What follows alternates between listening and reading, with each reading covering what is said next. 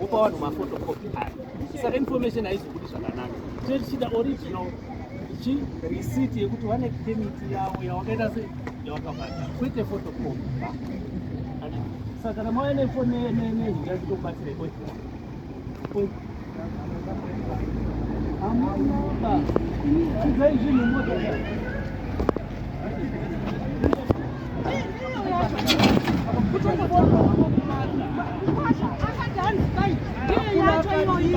inofotokopa bhozi mukaisiya inini inodzinika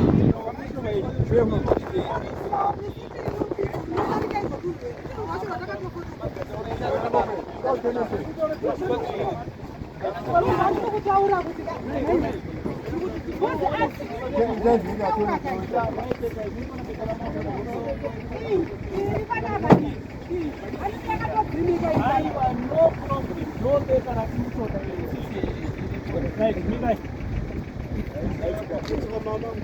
saka chimwe chinhu chinoita paharvest license yenyu inoshanda pamaproduct epeps.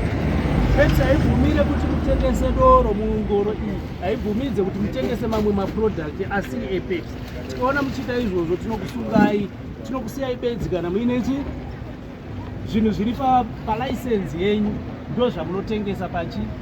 Tikakuonai mune madrinks ekucoca-cola tinokubatai, tinoda maproduct ari palicense yedu handiti. Saka musazonyanya kuti popotera steering bana izvi mama kutopopota license ndo kandiri kuda aka ndo kaoriti oi uyu mama mutorera muragani